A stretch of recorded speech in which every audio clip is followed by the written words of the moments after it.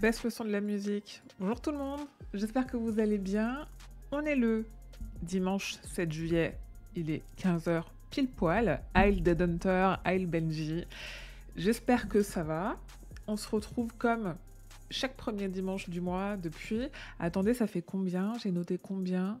18e, c'est ça, c'est pour ça que je me l'étais dit, le live d'août, parce que normalement j'arriverai à caser un live début août. Le live d'août, ça sera le 19e. Salut les histoires de Marie. On est à 18 déjà, dis donc, de ces points mensuels. Merci d'être là, c'est cool. Moi j'aime bien cette petite habitude de discuter avec vous. C'est toujours l'occasion de reparler de l'adaptation de Tour Sombre. Je sais que tu es aussi là pour ça, Dead Hunter. Merci que vous soyez là sur Twitch ou sur YouTube. En vrai, c'est cool de passer ce milieu. On n'est pas tout à fait le début de dimanche après-midi avec vous, surtout dans le contexte anxiogène actuel. Bon, j'imagine que c'est plus ou moins anxiogène selon les personnes et selon où ils se situent politiquement, mais on va pas se mentir, ça n'a pas été une semaine incroyable. Donc l'actu de King, là, elle est pas... Il n'y a pas des milliards de choses. C'est souvent assez calme l'été. En gros, le principal de l'actu, on est sur des adaptations. Et après, on partira. Je pense pas qu'on jouera aussi longtemps que la dernière fois. Après, on partira sur un nouveau jeu horrifique de type énigme. Je vais vous le montrer. Parce que Marie, je vois que t'es là. Je sais pas trop quel type d'énigme ça va être. Qui s'appelle Darwake. Qui est... Lui, c'est Darwin, qui est suivi par un espèce de hibou. Et c'est un jeu d'énigmes. Voilà. C'est ça, une aventure énigme en 2D dans un univers sombre et inquiétant. Donc on jouera à ça après. Si vous nous regardez là en replay sur YouTube, il faut aller sur Twitch pour aller voir cette partie-là du live. Parce que, vu que c'est pas un jeu en lien avec King, je le mets pas... je le mets pas en replay sur YouTube. Je sais pas si tu as vu, mais Linkito sort à la fin du mois. Oui, j'ai vu parce que je suis sur leur Discord du coup. Enfin, sur son Discord, parce qu'il me semble qu'il est toujours tout seul. Et je m'étais dit qu'il faudra que je le stream, que je le restream. Je pense que j'aurais perdu ma progression et en même temps, le test n'avait pas duré des heures et c'est bien de se remettre un peu la mécanique en tête. Il faut que j'aille tester parce que normalement, je suis dans les crédits parce que j'avais fait plein de petites corrections orthographiques sur pas mal de... Je crois que surtout dans la FAQ du jeu. Il me semble que c'était ça. Je l'avais aidé dans son fichier. Il m'avait envoyé le fichier Excel pour corriger des choses. Et normalement, je suis pour la première fois dans les crédits d'un jeu vidéo. Voilà, on va passer au sujet qui nous intéresse aujourd'hui. C'est pas du tout ça. Je suis du père. C'est un enfer. Hop, si je fais ça. Est-ce que c'est bon chez vous? Pour commencer, pas tout à fait sur l'actu de King, mais un petit peu en lien quand même. Je sais pas si vous avez suivi. On a... Alors attendez. C'est où? C'est là. Les éditions Third, qui font des livres d'analyse. Moi, je les connais parce qu'ils ont fait typiquement des livres sur certains jeux vidéo que j'aime bien ou sur la série The Leftovers que j'adore. Ils lancent leur 3e édition de leur tremplin d'écriture, 2 livres d'analyse. Cette année, le thème, c'est la littérature. Donc l'idée, c'est de produire un manuscrit, ou en tout cas un début de manuscrit sur un objet littéraire. Alors je pense que ça peut être soit une œuvre, soit un auteur ou une autrice. Je fais partie du jury, en tant que Stephen King France évidemment, et en tant que personne qui lit beaucoup, avec 3 personnes de renom, avec le Captain Popcorn, avec Fibre Tigre et avec Lloyd Cherry. Lloyd Cherry, vous le connaissez, enfin je pense que vous connaissez tout le monde en réalité, Lloyd Cherry dans l'univers de King. J'avais participé à son podcast C'est plus que de la SF en mars 2020, avril 2020, par là, tout au début du confinement, parce qu'on avait parlé du fléau tous les deux, parce que ça s'y prêtait plutôt bien. C'était le tout début de son podcast. Donc là, les éditions Third lancent un tremplin d'écriture et l'idée, c'est de produire un manuscrit de 20 000 signes, un début de manuscrit de 20 000 signes et le plan du livre d'analyse et de leur envoyer. Et nous, on lit ça à la rentrée. Nous, on le lit à la rentrée et on établit notre top 3 en tant que jury. Voilà, comment participer est là. Toutes les infos sont sur Sœur d'édition. Moi, je suis hyper contente de faire ça parce que j'aime bien lire. Et du coup, si vous avez... En fait, ils m'ont dit, si tu veux, tu peux proposer quelque chose pour écrire un livre sur King. Et j'ai fait, mais bah, en fait, j'ai un métier à temps plein. Moi, je veux bien écrire un livre sur King, mais j'ai un métier à temps plein. Donc non, je ne peux pas faire ça. Mais si vous voulez le faire, let's go. Dead Hunter, si tu veux faire sur un truc du point de vue de je suis collectionneur, j'ai besoin de sous, donc acheter mon bouquin, tu peux faire ça. On n'est pas sur de la fiction, mais c'est possible. Dans l'actualité pure et dure de King, pure et dure, oui et non, c'est marrant, je dis ça, mais non merci. Ça prend tellement de temps d'écrire un livre. Pur et dur, oui et non, c'est parce qu'il a tweeté, donc ça fait partie de son actu à lui. Tu as besoin de sous, en effet. Moi aussi, j'ai besoin de sous. Enfin, le Stephen King France a besoin de sous. N'hésitez pas soit à vous abonner ici. Alors, à suivre, si vous êtes ici sans suivre, parce que je suis bloquée autour de 480 depuis 6 mois. Je me dis, est-ce que je peux au moins passer le cap des 500 personnes qui suivent cette année? J'aimerais bien, on est déjà au mois de juillet. Et n'hésitez pas à vous abonner. Je rappelle qu'avec Prime, Amazon Prime, l'abonnement est gratuit. Et sinon, à vous abonner tout court. Je crois qu'ils sont moins chers les abonnements maintenant. Ou sinon, sur Tipeee, ça va directement à l'association. C'est une association loi 1901. Je ne me rémunère pas, juste je paye tout ce qui me permet de faire tout ce que je fais autour de King. Et ça n'a même pas payé mon voyage, si vous voulez tout savoir. Donc bref, salut Junie Nona, bienvenue. King a vu Sous la scène, qui est un film français, qui est sur Netflix, qui est... alors je l'ai pas vu, je saurais pas dire si c'est vraiment un nanar. J'ai pas envie de le qualifier de nanar.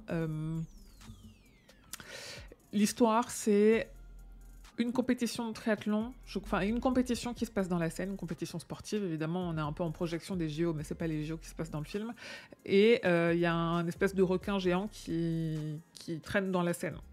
Et en fait c'est aussi absurde que là ça semble l'être, mais en même temps je crois pas que ce soit vendu comme un film très premier degré, c'est pas non plus un nanar parce qu'il n'est pas autoproclamé second degré, et King il l'a vu, il a bien aimé, mais en fait je suis assez peu étonnée qu'il ait bien aimé parce que je pense qu'il aime beaucoup les choses qui se prennent pas au sérieux, et c'est marrant parce que nous en France on a quand même ce côté un peu le cinéma à la française, oui monsieur, oui madame, et dès que ça sort un peu d'un genre qui est un peu élitiste et un peu très codifié, très carré, très académie française et comédie française, on n'aime pas trop, on critique assez facilement, et du coup il l'a fait un peu exploser à l'international en faisant ce tweet là, et moi j'ai vu partout des il a vraiment mauvais goût machin nugneux, et des gens qui s'embrouillent en message genre sur Facebook dans les commentaires de mes publications quand j'ai parlé de ça, il y a vraiment que les Français pour juger un film juste pour autre chose que ce qu'il est, c'est-à-dire un divertissement et tout. Moi je l'ai pas vu parce que je consomme assez peu de contenu de type vidéo en ce moment, c'est-à-dire ni série ni film. Genre, j'arrive pas à reprendre la deuxième saison de House of the Dragon, alors que j'ai que ça à regarder. Donc, j'ai pas vu Sous la scène. En vrai, si vous le regardez pas très sérieusement, c'est ok et vous vous amuserez autant que lui. Et je pense que c'est la meilleure façon de consommer du contenu à l'heure actuelle. C'est aussi un divertissement, quoi. Et oui, King est bon public, et il n'y a pas de mal à ça, quoi. Le film se prend très au sérieux, sauf que c'est très mauvais. Ouais, est-ce que se prendre très au sérieux, c'est pas un genre? Et après, est-ce que... je sais pas trop, est-ce que quand c'est raté, c'est pas aussi une façon de... comment dire? Est-ce que... En fait, ce que j'aurais aimé, c'est voir les interviews parce qu'il y a Bérénice Bejo et tout, il y a quand même des grands acteurs et des grandes actrices, de voir des interviews pour voir un peu comment ils le vendent, et j'en ai absolument aucune idée. Donc je peux pas dire du tout. Voilà, j'espère que vous entendez pas mes voisins qui font le portel. Sur... Côté adaptation, puisqu'on parle de films, il y a des films qui nous intéressent dans l'univers de Stephen King, qui sont en cours. En tout cas, la production a démarré. Là, on est sur un début de tournage le 22 juillet. L'adaptation de Marche ou crève a avancé, entre guillemets, parce que Francis Lawrence, avec son équipe de casteurs et de casteuses, a casté, j'allais dire, a embauché, a trouvé les deux rôles principaux, enfin ce qui semble être en tout cas les deux rôles principaux de son adaptation de Marche ou crève. On a donc Cooper Hoffman et David Johnson, qui moi me disent vaguement quelque chose, certainement pas pour les noms que j'ai mis là, qui sont pourtant les noms les plus connus. Ça me parle, je sais pas trop qui c'est, et du coup j'aime bien me dire, on les a un petit peu vus, donc on les valide dans l'idée où, ok, c'est des bons acteurs, mais on n'a pas un rôle qui leur colle trop à la peau. Après, bon, ils sont assez jeunes, donc ça nous permet de un peu mieux se projeter. Je suis assez curieuse, moi, de cette adaptation de Marche ou crève, de voir ce que ça va donner. Je sais pas trop... Francis Lawrence, c'est celui qui a fait Hunger Games. Donc, est-ce qu'il va garder le mood Hunger Games, sachant que Hunger Games, c'est pas la même ambiance que Marche ou crève, quand même. Donc, quelle ambiance il va réussir à mettre là-dedans? Je sais pas trop. Salut Arnaud Doucet, bienvenue. Aïe, c'est ton premier message sur le chat. Ah ouais, c'est étonnant. C'est marrant, les gens que... ces noms que j'ai bien identifiés depuis très longtemps comme faisant partie de la communauté qui arrive au 18e épisode sur le live Twitch, c'est cool, bienvenue. Donc Marche ou crève, moi je l'attends avec beaucoup de curiosité et aucune animosité. Ce qui n'est pas forcément le cas de toutes les adaptations. Je pense que j'ai pas lu The Hunger Games, je sais pas s'il a fait les bons choix Francis Lawrence, mais j'ai eu l'impression, en tout cas, que ça chafouinait pas trop de monde. Donc je pense que c'est ok. Où j'en suis? J'en suis là. On est toujours sur les films adaptés de l'univers de Stephen King. On passe sur un film qui est adapté d'une nouvelle qui s'appelle La vie de Chuck, la nouvelle qui est parue dans le recueil Si ça saigne. Je l'attends aussi, mais j'ai un peu le même sentiment que pour La Tour sombre, vu que c'est mon King préféré. Ah ouais. J'aime beaucoup Marche ou crève, mais j'ai pas non plus... c'est un Bachman, quoi, donc j'ai un peu plus de distance avec les Bachman. Je pense que je me projette un peu moins dans les Bachman. Mais oui, forcément, plus on aime l'histoire et plus on a hâte et peur en même temps. Et du coup, La vie de Chuck, moi j'attends vraiment Mike Flanagan au tournant sur cette histoire-là. On a quand même des gros noms au casting. Là, on a quand même Tom Hiddleston, qui est une super méga star, puisque c'est l'interprète de Loki, j'allais dire pas Thor, mais l'autre, dans le Marvel Universe. Je suis pas très Marvel. Je les ai tous vus quasi, mais je suis pas très Marvel. Mike Flanagan, il prépare quand même La vie de Chuck avec... attendez, avec Mark Hamill et avec pas mal de son casting habituel dans ses séries. La vie de Chuck, c'est une histoire assez particulière, avec une construction assez particulière. Le tournage est terminé depuis longtemps, enfin depuis quelques temps déjà, et des acteurs et des actrices qui ont déjà dit que c'était un de leurs tournages les plus émouvants. Donc je me dis, ok, ils sont pas encore en promo, quand bien même quand ils en parlent, ils vont pas en parler en mal alors que le truc est pas sorti. Je me dis, j'espère qu'il a réussi à faire... Pour moi, c'est un peu un test de ce qu'il saura faire pour La Tour sombre, c'est-à-dire quelque chose de... donner du sens à quelque chose qui est compliqué d'en avoir, sans pour autant faire des trucs trop obvious et trop moins subtils que dans la nouvelle, ce qui n'est pas si évident que ça au cinéma, et faire dans l'émotion sans en faire des caisses. Et c'est un peu... c'est un bon test pour La Tour sombre. Donc on verra ce que ça donne. On n'a pas encore de date de sortie à l'international, on sait juste qu'il sera bientôt prêt parce qu'il va être diffusé au TIFF, qui est le Festival international du film de Toronto au Canada, entre le 6 et le 15 septembre. C'est la date du TIFF, on ne sait pas exactement à quel moment il va être présenté, mais il est diffusé en avant-première là-bas. Donc là, ils sont vraiment à fond dedans. Ça veut dire aussi... Ça veut pas forcément dire qu'on aura des images promo, d'autres images promo, ou en tout cas un teaser trailer, bonne annonce, un truc assez court d'ici là, parce que souvenez-vous, Salem, qu'un jour on verra peut-être, on sait pas trop, qui est prévu, hein, mais qui est prévu dernier trimestre 2024. Mais on verra bien s'ils arrivent à le sortir ou pas. Salem, il a été présenté en festival il y a 3 ans, et on l'a toujours pas vu, et on n'a pas eu d'image officielle. Donc là, le fait que La vie de Chuck passe au TIFF début septembre, ça garantit pas qu'on aura des images d'ici là. officielle. Après, je veux dire, je vois pas trop pourquoi il sortirait pas, parce que Mike Flanagan, et en même temps, même Salem, je vois pas trop pourquoi il est pas sorti, parce que c'est James Wan, même si je sais qu'il y a eu tout un truc avec Warner, parce qu'ils se sont fait racheter à ce moment-là, parce que leur plateforme de streaming, parce que machin truc. Là, a priori, on est plutôt tranquillou côté Mike Flanagan. Après, ce qu'on sait pas, c'est si ça sortira au cinéma ou si ça sortira sur une plateforme de streaming. Et est-ce que Flanagan a déjà fait de la sortie cinéma? Parce que Flanagan, on connaît pour ses séries qui étaient avec Netflix, qui maintenant vont être avec Prime. Les adaptations. Ah, mais si, il a fait Doctor Sleep. Si, bien sûr que si. Ok, on va valider. Non, il a pas fait Doctor Sleep. Attendez. Il a fait Jessie. Et il a fait. Si, il a fait Doctor Sleep. Oui, je suis pas folle. Donc il l'a sorti au cinéma. Faudrait que je me remette dans Salem. Je l'ai jamais fini. Bah, t'as encore le temps de le lire si tu veux avant la sortie du film. Oui, il a fait. Oui, si, il a fait du cinéma. Mais en fait, je le connais tellement sur les plateformes de streaming. Salem, hein, si je me trompe pas, c'est sur Max, fin d'année, dernier trimestre 2024. Tic tic tic, voilà. Il a été diffusé il y a 2 ans.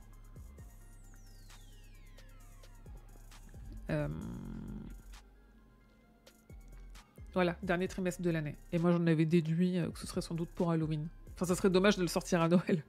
Ça n'a aucun sens. Après, bon, ils font ce qu'ils veulent. Plus rien n'a de sens chez Warner en ce moment, mais Salem, il devrait quand même arriver normalement pour Halloween. Espérons-le. T'as quelques mois, ouais, ça va. Ça va. Salem, il est bien. Est-ce que tu l'as jamais fini parce que t'as bloqué dessus? Salem, si vous lisez La Tour Sombre, vous avez envie de lire La Tour Sombre, il est bien à avoir en tête. Il est un peu important dans le cycle de La Tour Sombre. Et donc du coup, quand on se dit j'aime bien le côté multivers de King, si vous voulez vous prendre du multivers dans la gueule, lisez Salem, lisez le cycle de La Tour Sombre, et il va se passer un truc en vous normalement. Alors attendez, parce que j'ai pas réglé ça. On est bon. Sur toujours les films en cours, qui sont des adaptations de King, on a eu des nouvelles de Le Singe. Pareil, Le Singe, c'est une nouvelle qui était parue dans, je crois, Brume, qui est parue toute seule avec Le Chenal chez Librio, et je crois que c'est le recueil Brume. Tout à fait. Bien vu, Émilie. L'adaptation arrive, l'adaptation approche. De mémoire, je m'ennuyais un peu, c'était peut-être pas le moment, ouais. Ça arrive aussi, hein, qu'il y ait des bons ou des mauvais moments pour certains livres, certains rythmes, certains styles. Les réalisateurs et scénaristes du projet Osgood, c'est ça, Perkins, a donné un peu de détails sur l'ambiance qu'il veut donner à son film. Il voit un truc un peu à la Robert Zemeckis, un peu en mode Gremlins, c'est-à-dire horrifique mais familial, un peu dégueu mais un peu fun.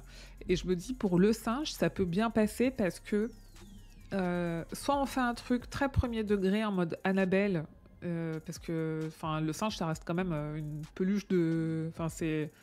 Soit on fait un truc très premier degré un peu en mode Annabelle, soit on part sur un truc plus entre Chucky et les Gremlins. C'est-à-dire, pour moi, Chucky, c'est déjà moins premier degré qu'Annabelle, et c'est pas non plus poussé au point de Gremlins de l'absurde et du grotesque et du fun. Et lui, il le voit plutôt côté Gremlins. Et je pense que c'est la bonne orientation, d'autant qu'on sait que King est assez fan de ce genre, un truc assez pulp, un peu creepshow au final. Il adore ça, il en a beaucoup fait, il en fait encore. Son ton est toujours un peu cynique et entre le sanguinolent et l'absurde, et en même temps très critique et très acerbe. Et je pense que ça colle bien pour The Monkey. On a quand même du beau monde au casting. On a Theo James, on a Tatiana Maslany, on a Elijah Wood, Christian Convery, Colin O'Brien, j'aime bien les deux frères O'Brien, Ron Campbell et Sarah Levy. Et ça, la sortie est prévue pour le 21 février 2025. Moi, je suis allée chercher là. En fait, là, c'est marqué là. Elle est prévue aux États-Unis le 21 février 2025. En France, on ne sait pas encore. D'autant que il me semble que c'est un vendredi, parce qu'aux États-Unis, ça sort soit le vendredi, soit le mercredi. C'est ça. Le 21 février 2025, c'est un vendredi, donc c'est déjà arrivé. On a des chances qu'en France, ça sorte 2 jours avant, c'est-à-dire le 19 février. Sinon, ça sortira soit la semaine d'après, soit longtemps après, soit jamais. Après, je me dis, purée, avec le casting qu'il y a, quand même, ce serait dommage qu'on n'ait pas, du tout de sortie en France. Mais c'est déjà arrivé. Et en fait, Osgood Perkins, moi, je connais pas du tout ce qu'il a fait, mais il est beaucoup présenté comme étant le gars qui a fait Longlegs. Et il a dit, ça sera pas du tout comme Longlegs. J'aimerais bien voir ce que c'était que Longlegs. Ah ouais, ça a l'air bien glauque. Alors attendez, on va voir ça. On a des pubs. Chut. On va juste regarder ce qu'a fait Osgood Perkins avant.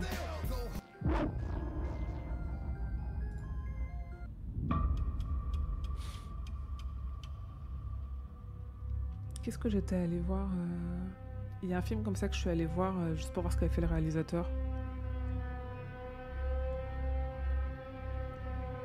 Ah ben, Ovredal, ce qu'il avait fait, qu'il devait faire Marche ou crève, et qu'il l'a abandonné. J'étais allée voir, il avait sorti un film au ciné à ce moment-là, quand il a été annoncé, j'étais allée le voir pour voir un peu ce qu'il savait faire.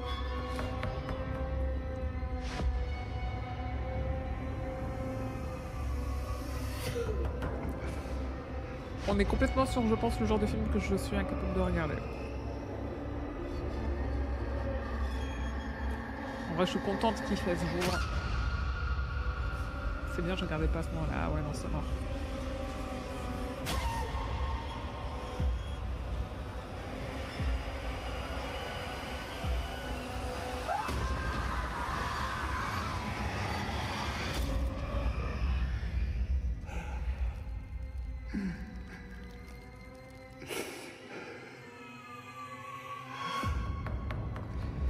Donc il fait ça.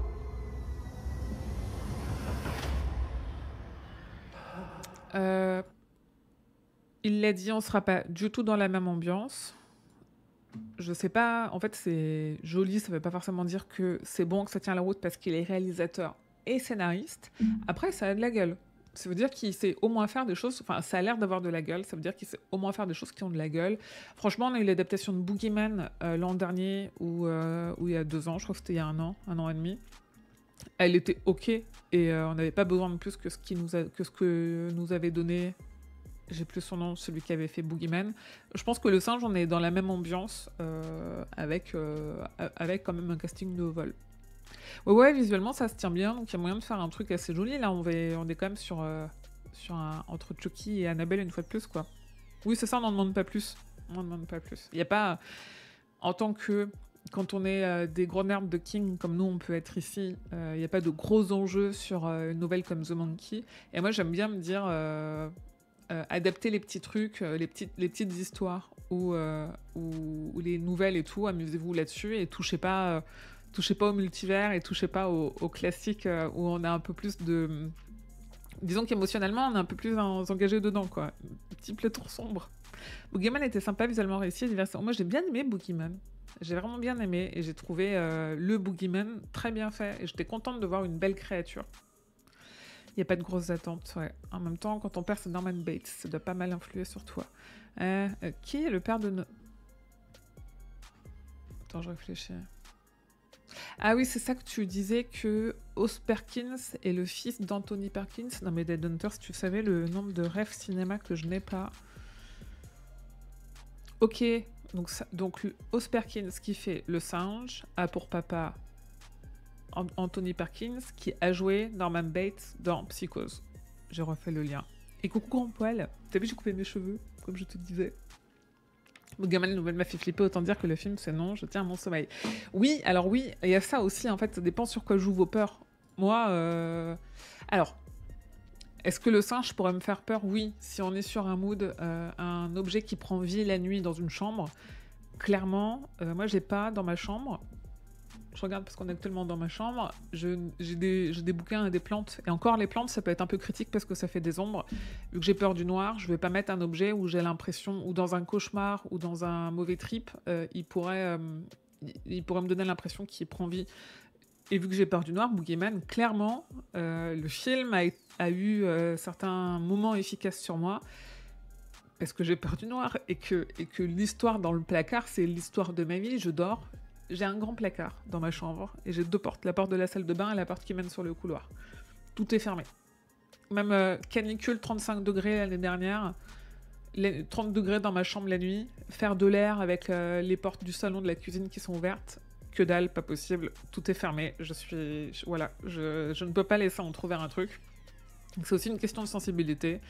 Les esprits, bah oui, on le dira jamais assez que l'horreur, c'est comme beaucoup de choses, une question de sensibilité. Et moi, j'aime bien me dire que The Monkey, on va avoir un truc, on va pouvoir un peu ricaner devant. Et chez King, on ricane beaucoup. Les gens ont tendance à oublier aussi que dans beaucoup de ces histoires, et notamment ces nouvelles, on est aussi là pour ricaner, et on est aussi là pour avoir des choses un peu grotesques. Et ça, c'est cool qu'ils prennent cette direction-là, je trouve. On verra bien ce que ça donne. On a un petit peu de temps, hein, je rappelle, 21 février 2025. Une autre chose que j'ai de plus en plus hâte de voir, c'est Welcome to Derry, la série préquelle à ça. Je suis curieuse de savoir ce qu'ils vont faire de Derry et ce qu'ils vont faire de Bill Skarsgård, parce qu'en fait, il est là. Mais tout le monde a dit, il revient pour son rôle de clown, machin truc. On n'est pas sûr qu'il revienne pour son rôle de clown. On sait qu'il revient.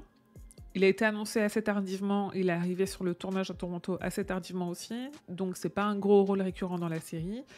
Je pense qu'il revient soit il revient en mode clin d'œil, comme ça a pu être dans Castle Rock, et notamment je pense à la saison 2, soit il revient en tant qu'une des formes de ça. Ça veut pas dire exactement le même clown que 2017 et 2019, parce qu'on n'est plus du tout dans la même temporalité. Là, il me semble qu'on est dans les années 60. Et s'il revient en tant que clown, il revient pour moi en effet dans une version différente du clown.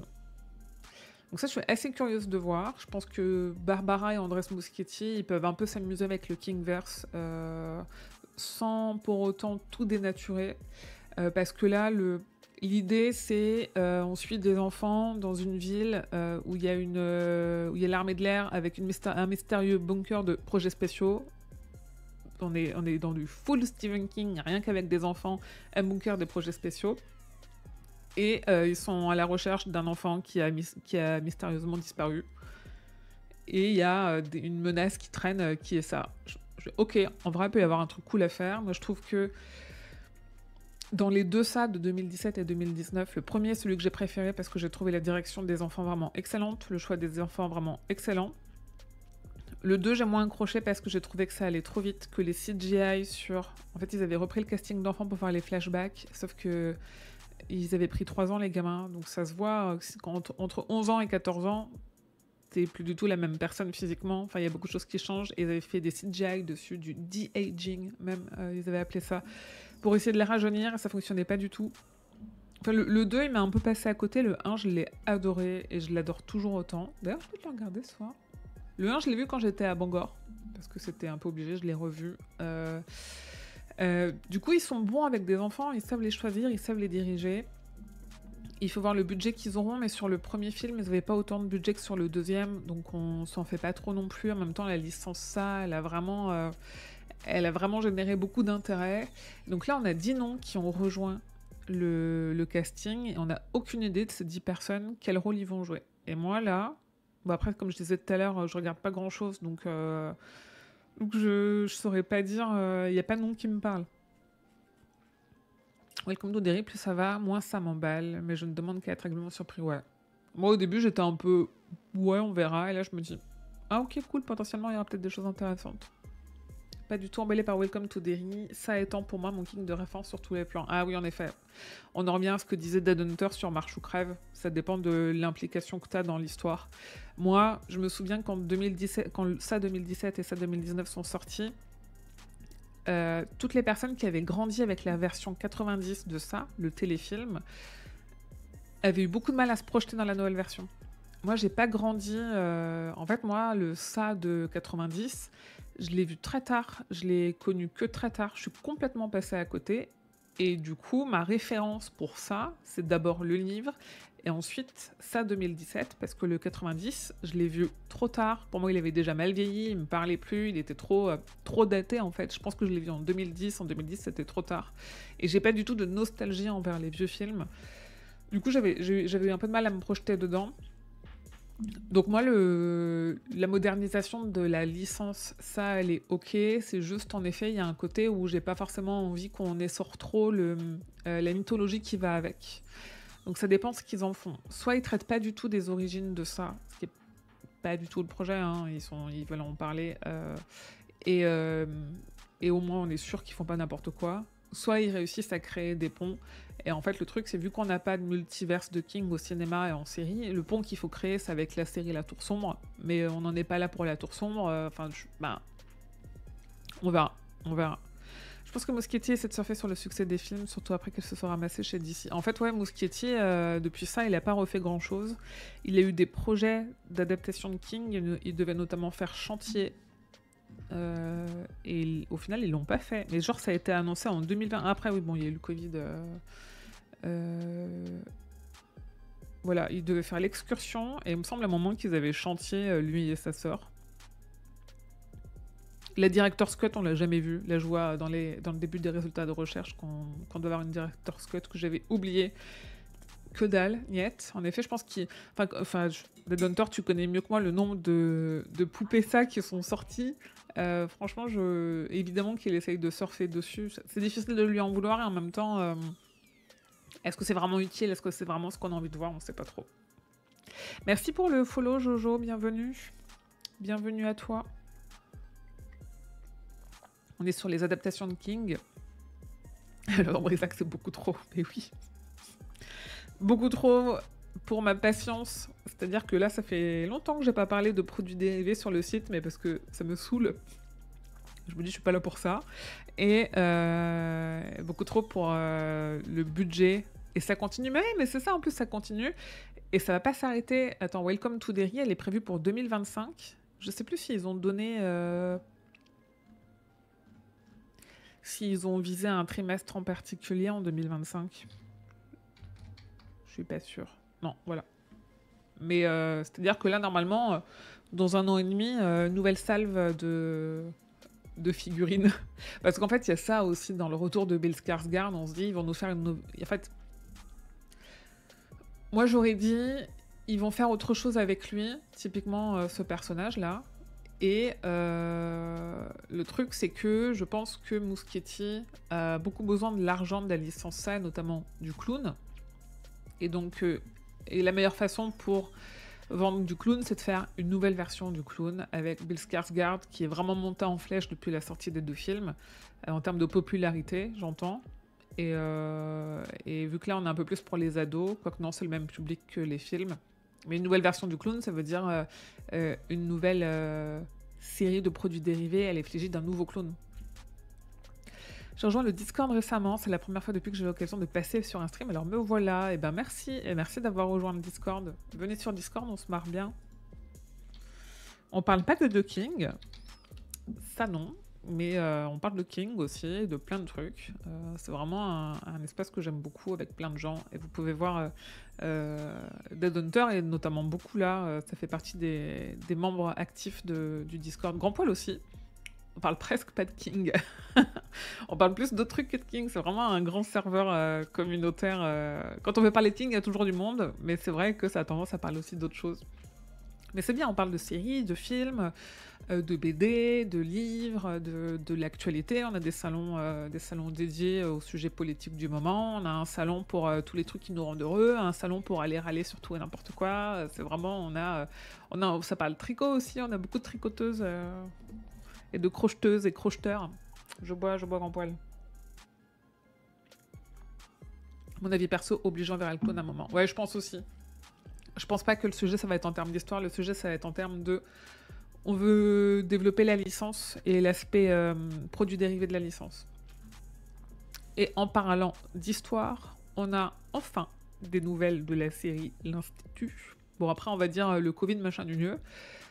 Qui en effet, entre le Covid, les grèves et tout, si on avait un projet d'adaptation fin 2019, il avait intérêt à être solide pour voir le jour fin 2020 ou dans les années qui ont suivi. Là, il y a des choses qui du coup commencent à reprendre, notamment une série adaptée de l'Institut qui a été officialisée par MGM+, On part sur 8 épisodes. On sait pas trop de quelle durée, à mon avis. On est sur entre 50 minutes et 1 heure, par là, qui est prévu avec Mary-Louise Parker, qu'on voit ici à droite, que moi j'aime beaucoup parce que j'avais regardé la série Weeds, j'ai beaucoup aimé, et Ben Barnes,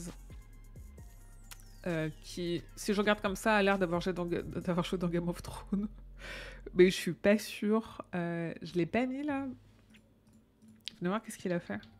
Je l'ai dit, hein, que j'étais, enfin, faites-moi parler de livres plutôt que de films, mais le portrait de Dorian Gray, Le Monde de Narnia, Punisher, Septième Fils, ok. Je pense que je connais sa tête, mais que j'aurais pas su dire. Ben Barnes, je le connais seulement en méchant de la série Punisher, il était plutôt bon. Ok. Là, il joue...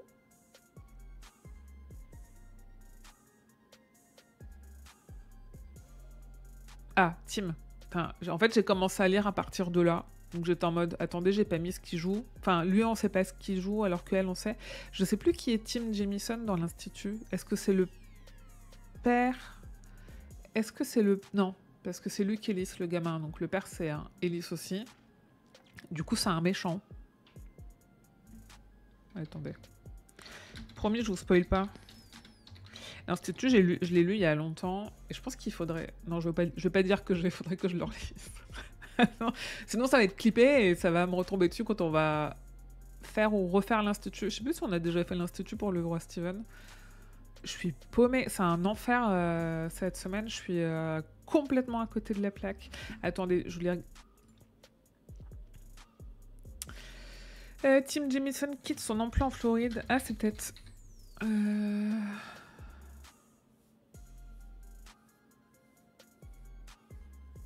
Ah oui, c'est ça, ok. Non, c'est un des enquêteurs.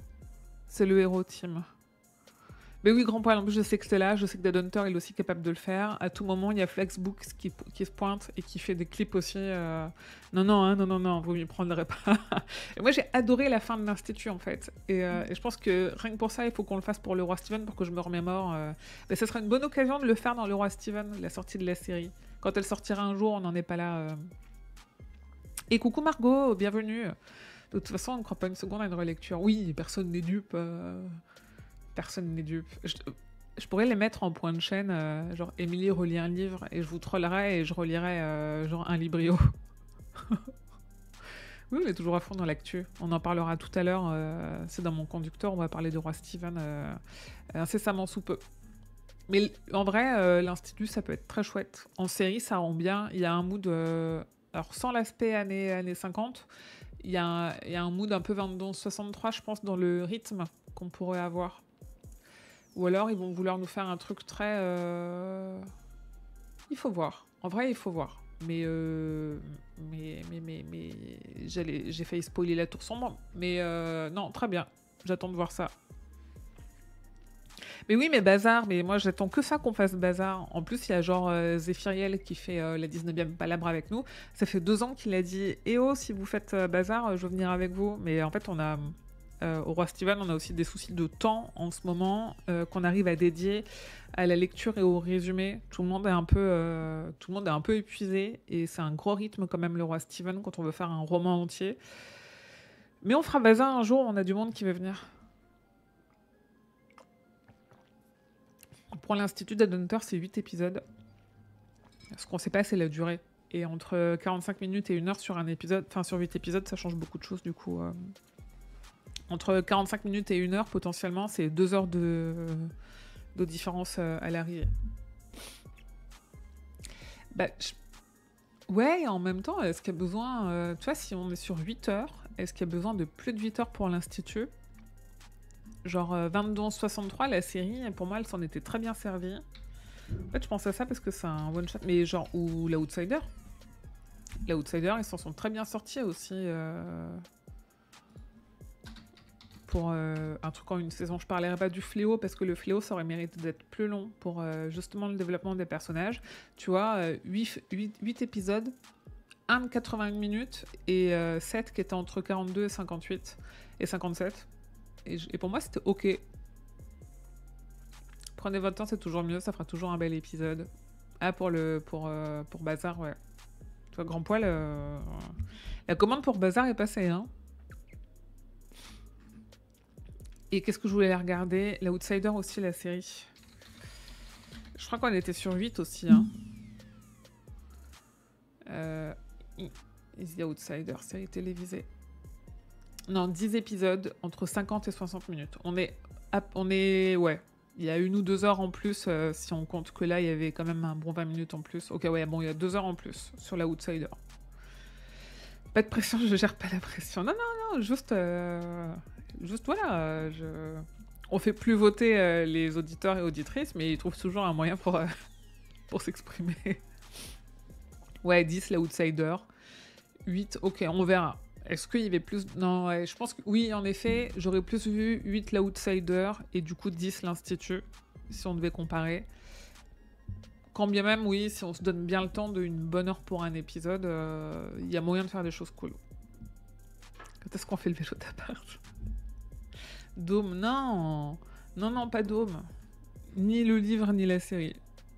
Mais Dôme, c'est un gros morceau quand même. Hein. C'est un gros pavé, Dôme. On est sur la taille du fléau, tu vois. Et pour finir sur les adaptations, je te défendrai toujours. Le roman ou la série? Bon, si tu dis je pense que c'est le roman, mais je vois pas qui peut... Peut-être au pire juste la saison 1, mais je vois pas qui peut défendre les saisons 2 et 3 de Dôme. Oui, le roman, on est d'accord. Après, une fois de plus, on en revient... c'est une question de sensibilité et quelles sont les thématiques qui te parlent ou pas. Moi, Dôme, en vrai, ça m'a pas parlé, quoi. Non, non, la série est indéfendable. Non, la première saison, elle est ok. La première saison. Le reste, non.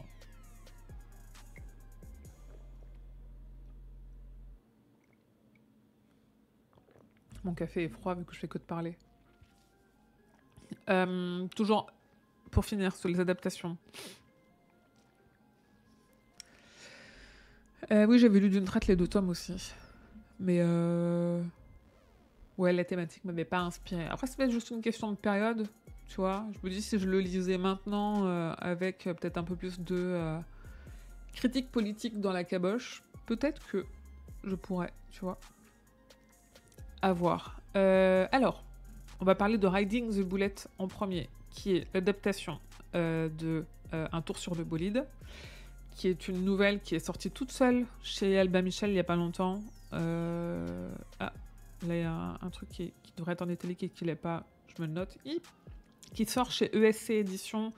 On l'avait déjà eu en DVD, je crois. C'est la première fois qu'on l'a en Blu-ray. C'est un film de Mick Garris. On va pas rappeler le Garris Gate ici, mais c'est un des nombreux films que Monsieur Mick Garris a fait, une des nombreuses adaptations de King. C'est Lunoxa, on te regarde en live depuis le stream de Flexbooks. Je l'ai un peu invoqué, j'ai parlé de lui il y a genre 4 minutes. Je crois qu'il faisait... Je suis passée tout à l'heure pour voir ce que tu faisais, Flags. Et d'ailleurs, coucou et bonjour tout le monde. Tu étais en train d'animer une partie de la couverture de l'Institut. Si tu le postes quelque part, tu me le dis. J'irai le montrer. Oh, ça se rappelle du Gary Skate. Vous avez entendu? C'est marrant. Et du coup, il n'y avait rien à clipper parce que j'ai pas dit ce que j'allais dire. Je fais attention maintenant. Et aussi... Ah non, alors attendez, non. Du coup, Riding the Bullet, c'est pas chez ESC, c'est chez BQHL. Et ESC Édition, eux, ils vont sortir le cobaye dans un combo DVD Blu-ray avec aussi un pack collector avec un truc qui ressemble à une VHS, des cartes postales, des photos, machin truc. Le cobaye n'est pas une adaptation de Stephen King, pas vraiment quoi. En fait, en gros, le gars qui a fait ça, il a un peu trop fumé et il a fait tout sauf l'adaptation de King et il l'a sorti en mettant d'après une adaptation de Stephen King. Et King, il a dit attendez les gars, c'est pas du tout adapté de moi, ça ressemble à rien à ma nouvelle. La nouvelle étant La Pastorale, qui est sur un homme qui tombe le gazon en bouffant l'herbe. Hein. Et là, on est sur un truc full SF, full monde virtuel. On n'est pas du tout chez King. Et King avait gagné son procès. Il me semble que King avait gagné son procès, mais en fait, ils arrivent à continuer à dire, d'après la nouvelle de Stephen King. C'est un truc avec Pierce Brosnan, qui n'a pas de lien, mais qui... En fait, qui... C'est fou parce que du coup, c'est un peu l'effet Streisand et je pense que les fans sont après de cette adaptation s'il n'y avait pas eu toute cette histoire de procès autour de ce film-là et où du coup, on a envie de la voir en tant que collectionneur ou collectionneuse, juste parce que, il y a le nom de King dessus, et qu'il y a cette histoire rocambolesque autour.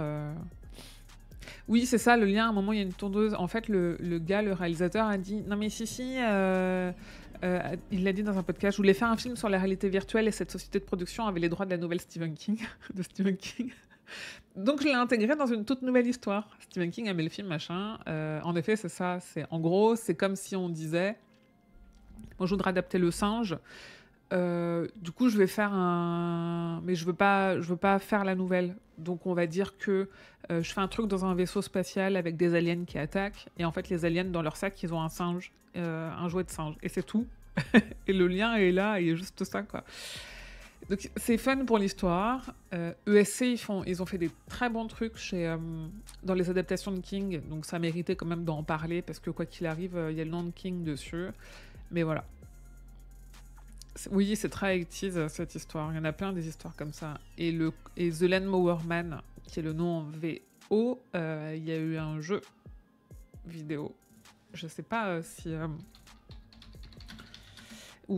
Clairement, moi je me dis, alors j'ai jamais pris de drogue dure. Je pense que de prendre des drogues dures, c'est un peu cette expérience-là. Franchement, tu prends du LSD ou tu joues à ce jeu vidéo-là, la même chose, mais pas avec les mêmes problèmes, quoi. Chut. On va regarder ça. La peau sur les os aurait dû sortir en édition vidéoclub, mais ça a été annulé. Ah ouais. D'ailleurs, je l'ai pas dit, mais il y a une édition de Danse Macabre qui arrive à la fin de l'année. Je n'en ai pas encore parlé, c'est pour ça. Le jeu vidéo, j'ai essayé d'y jouer sur un truc qui était émulé. Et il était cassé, en fait. Super Nintendo. Bah, c'est les jeux de l'époque, hein. Moi j'ai beaucoup joué sur les vieilles consoles quand j'étais gamine. C'est les jeux de l'époque, mais moi j'ai un espèce de souvenir de ce truc-là, là, de l'enfer, voilà. Donc si un jour il ressort de façon légale, on y jouera ici. Mais émuler une version illégale, c'est pas trop le délire de cette chaîne Twitch, donc on peut pas. Mais oh non, ça c'est golden quand même. Ça c'est incroyable. Attendez, est-ce que...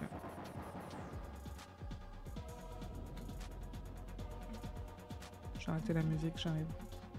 Je vous montre le son. Parce que franchement, la musique des jeux vidéo des années... Je sais pas combien.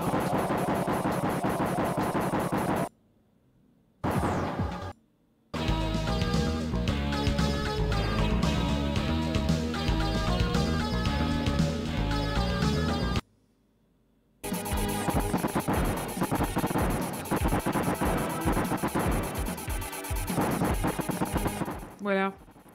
Prenez pas de drogue, les enfants, c'est dangereux. Donc il y a un jeu vidéo. En parlant de jeux vidéo, moi j'ai assez hâte que sorte le jeu Creepshow. On n'a plus trop de news, mais il devrait arriver cette année, je pense, ou l'an prochain. Mais il y a moyen qu'il le sorte peut-être pour Halloween.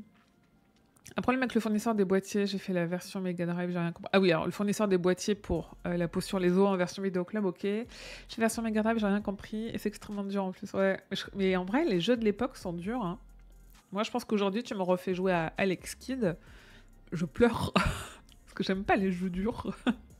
Et c'est pour ça que je joue plus beaucoup. Si, en vrai, je joue, mais je joue pas à des jeux durs. Ou ça dépend ce qu'on appelle dur. Je joue à des jeux qui... genre des jeux d'énigmes, où j'aime bien que ce soit dur. Mais, enfin, vous l'avez vu sur Rusty Lake, au bout de 8 minutes, je vais chercher la soluce, quoi. Non, ils sont pas durs, c'est juste qu'aujourd'hui, on est trop assisté. Bah, moi, je les trouvais déjà durs quand j'étais gamine, hein. Et c'est pour ça que je regardais ma soeur jouer la plupart du temps. J'ai fait Twitch avant Twitch et je backseatais, mais j'avais le droit de backseater ma soeur. Genre sur, je veux dire sur Fortnite, sur Final Fantasy, j'avais un carnet où je notais... En fait, on faisait un premier run du boss où elle testait tous les pouvoirs pour voir quel pouvoir lui faisait le plus de mal au boss. On faisait un deuxième run où moi, il y avait un espèce de pouvoir qui permettait de savoir combien elle avait de PV. Et où du coup, je décomptais les PV et j'avais noté quel pouvoir il fallait faire à quel moment pour lui faire le plus de mal. Alex Kidd offert avec la Master System, oui, il était installé dedans, on n'avait pas besoin de mettre de cassette. Mais oui, Zelda, c'était dur, c'est trop dur Zelda. J'ai jamais accroché à Zelda, j'arrive pas. Mais j'aime pas trop. Enfin, vous avez vu le genre de jeu auquel je joue. Moi, j'aime bien les univers très fermés. On est très guidé. Et pourtant, j'adore. Genre, je lis devant des streams du DLC Elden Ring.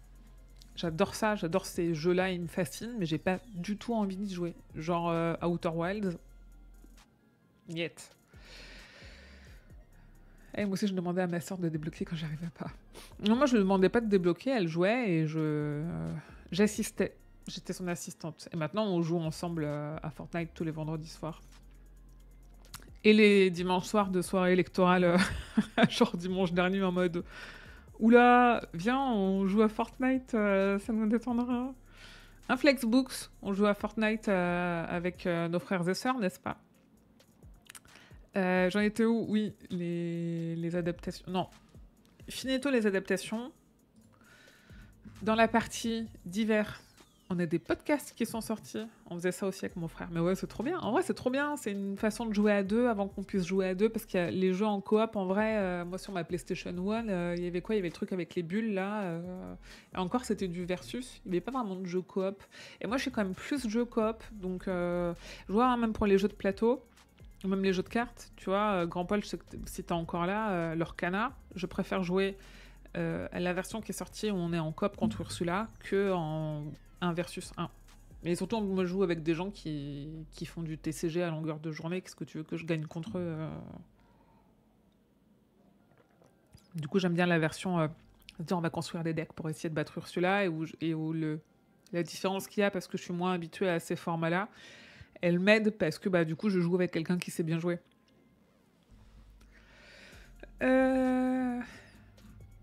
Oui, je voulais parler podcast. Nous avons en podcast qui sont sortis, puisqu'on parle de Grand Poil, la 19e Palabre, l'épisode 18 est sorti. On a avancé dans Terre perdue, qu'on finira lors de l'épisode 20. En live, j'ai un truc à vous dire. L'épisode 18 est sorti. On a commencé le chapitre 5 qui s'appelle Le pont et la cité. Donc pour les personnes qui ont la ref, on est dans Lude actuellement. Le 19 juillet sort l'épisode 19 où on termine le chapitre 5. Donc on termine Lude jusqu'à Blaine. Et on va enregistrer l'épisode 20 en live. En gros, il est là-haut mon bouquin.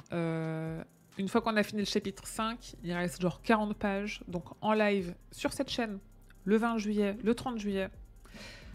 Je l'ai mis ici. Le 30 juillet, on termine la lecture, le résumé, l'analyse de Terre perdue, le tome 3 de la Tour sombre. Et on fait le petit tour qu'on fait habituellement de... moi, j'ai des questions à poser à vous et à mes compagnons de qu'est-ce qu'on a pensé du tome, quelles sont les mythologies qui sont développées, les théories, qu'est-ce que ça prépare pour la suite, tout ça. Un live full spoil, full nerd, entre passionnés de King et de la Tour sombre. Le 30 juillet ici. En attendant, on a donc l'épisode 18 qui est sorti le 19 juin et on a l'épisode 19 qui sort le 19 juillet. Je préfère quand c'est chacun pour soi. Je peux faire pleurer ma nièce et tout. C'est pas de ma faute, c'est l'influence des livres de King, j'avoue. Et j'avoue, j'ai pas hâte de jouer avec mon neveu pour ça. Après, on s'adapte un petit peu aux enfants, mais on va prendre les frustrations et le fait de perdre. Et puisqu'on parle de podcast avec le roi Steven, au mois de juin, nous avons sorti un épisode consacré à Laurie, la nouvelle. Et on est dans l'actualité parce que Laurie a été publiée dans You Like It Darker, qui est le dernier recueil de nouvelles de King, qui est paru en anglais. En fait, Laurie, elle est disponible en français depuis longtemps déjà. Et surtout, elle est disponible gratuitement en e-book. C'est facile pour la trouver, il suffit d'aller chercher Laurie sur le site. Sinon, vous allez... Oui, voilà. Elle est ici. Je vous la mets en vrai, si vous êtes ici, la quinzaine de personnes qui est là, si ça vous intéresse. C'est légal, hein, c'est complètement légal, je vous rappelle, jamais de contenu illégaux chez moi. Pas de ça ici, on a Laurie qui est sortie en 2019 et donc dont on a parlé dans le dernier épisode du Roi Steven.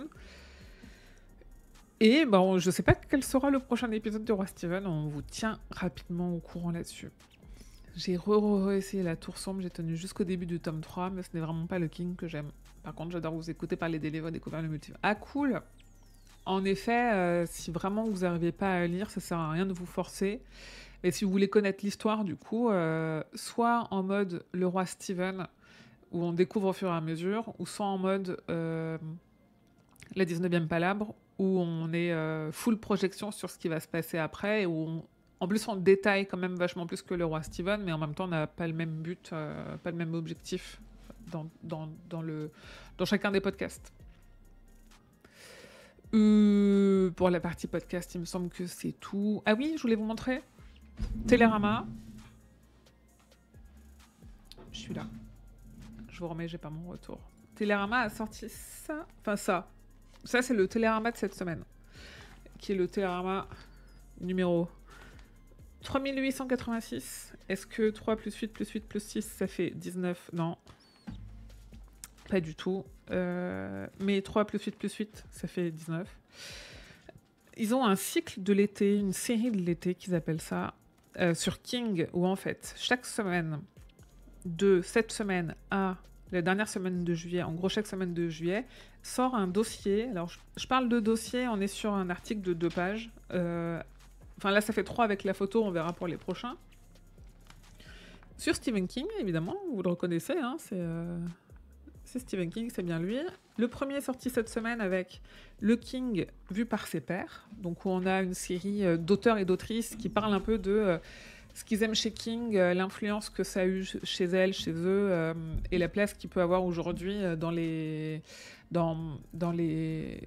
cœur et dans la littérature un peu en France. Et en fait, la semaine prochaine, le 10 juillet, sort un dossier / article sur une mythologie américaine et universelle. Le 17 juillet, ça va parler des femmes chez King. Et le 27 juillet, ça va parler de l'aspect politique de son œuvre. Et moi, un des journalistes qui a participé à l'écriture de ces dossiers m'a contacté pour le numéro 2 et le numéro 4, c'est-à-dire la mythologie américaine et universelle et l'aspect politique de son œuvre. Je ne les ai pas relus encore, ces articles-là, mais on va envoyer le premier un peu en avance. On verra ce que ça donne, mais je suis assez contente, de voir mon nom dans Télérama, je leur fais confiance. Le gars, on a pu échanger. En plus, on n'était pas d'accord sur tout, donc pour ça, c'était hyper intéressant. Et voilà. Alors, normalement, il y a une version site, mais il m'avait dit sur le web et en magazine. Moi, j'ai acheté le magazine parce que je voulais le garder, surtout les deux dans lesquels je serai, hein, on va pas se mentir. Et venez voir si je cherche.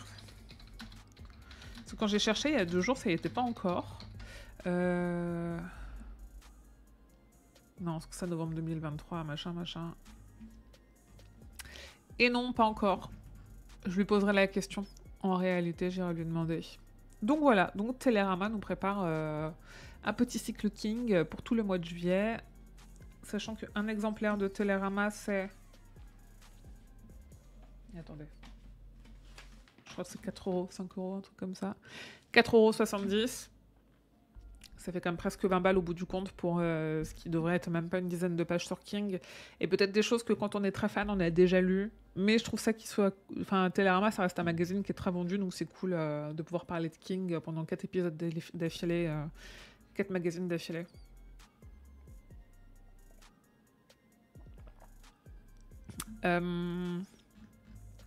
C'est là. Je voulais vous parler de ça. De la comédie musicale que King a coécrite. Lui, il a écrit l'histoire globale et la musique, et je pense que les textes ont été écrits par John Mellencamp, qui est un auteur-compositeur-interprète américain. Ils ont fait ensemble une comédie musicale il y a plusieurs années déjà, qui a tourné au moment où elle est sortie, qui devait tourner mais en 2019-2020, mais Covid oblige, elle n'a pas tourné, et qui revient pour quelques jours aux États-Unis en octobre. Attendez, c'est où? Machin. Dans le Nebraska, voilà. Elle revient pour quelques dates du 17 au 27 octobre. Il y a un appel à casting, donc ça veut dire que le truc n'est pas complètement booké encore. À voir ce que ça donnera. Il y a une version audio qui existe, que moi j'ai en CD de cette comédie musicale. Voilà, genre avant qu'on voit ça en France, je pense qu'on peut se brosser. Mais peut-être qu'avec un peu de chance, il y aura une captation et ils en feront un DVD. Et ça serait cool, avec genre juste des sous-titres français et on sera bon en réalité. Et dernier sujet, en France, on va avoir le 24 septembre le livre de l'Alja Library, qui est mon compère, mais mon équivalent, entre guillemets, qui a un site d'actu sur King. En fait, je dis plus mon équivalent parce que moi, j'ai pas que un site. Genre, si vous êtes là, c'est que vous vous rendez compte que j'ai pas que un site. Lui, il a un site et il a écrit des essais et des livres sur King aussi. Qui a écrit cet essai-là sur le fait que King n'est pas qu'un auteur d'horreur, malgré l'étiquette, et donc que j'ai pas encore lu, mais qui du coup paraît en français aux éditions Actu SF le 24 septembre, et qui contient 2 entretiens exclusifs avec l'auteur. Et là, les infos qu'on avait, c'est ça, il fait 250 pages, et il est traduit par Roman Baleno. Voilà, et vous pouvez le précommander sur Amazon et sur la Fnac. Je rappelle que si vous passez par les liens qui sont sur le site, ça verse une commission à l'association pour aider à faire vivre les contenus. Enfin, la chaîne Twitch, la chaîne YouTube, le Instagram, tout ça. Et voilà. Après, on a l'agenda. En vrai, l'agenda, j'en ai déjà parlé. Il se passe pas grand-chose cet été. Oh, attendez, s'il y a un truc dont on n'a pas parlé. On l'a pas ici. Je vais vous le trouver. Il y a eu un décès dans l'univers de King. Donald Sutherland est décédé. Grand acteur. Je crois qu'il avait 88 ans. Quelque chose comme ça. Un de ses derniers rôles, c'était Mr. Harrigan, dans l'adaptation du téléphone de Mr. Harrigan sur Netflix. Et forcément, du coup, King a rendu un hommage à cet acteur... qui était un très bon acteur, hein, vraiment gros monstre du cinéma américain. Voilà. Mais oui. Et sur la partie agenda, je vous disais, on n'a pas grand-chose parce que le live Actu de King, on y est. Le live de la 19e Palabre pour l'épisode 20, je vous en ai parlé. Donc on va finir ensemble Terre perdue et un peu débriefer la lecture du tome et tout, discuter, nerder ensemble. Début août, je sais pas quand d'ailleurs encore. Ah mais si je peux, le 4 août, il y aura le live Actu de King. Et après voilà, normalement...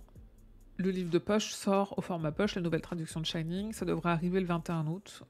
On sait que les parutions en ce moment ont beaucoup tendance à être repoussées, donc on verra si c'est le cas ou pas. Voilà en gros. On va faire une petite pause. C'est la fin du replay pour YouTube si vous me regardez en replay. N'hésitez pas à venir faire des coucous sur Twitch, c'est bien. On fait une micro-pause et après on part sur, je vous disais, ça là. Darkwake, on va voir, je pense. 1 heure max pour voir un peu ce que c'est et s'il y a vraiment des énigmes et si elles sont bien. Écoutez, à tout de suite.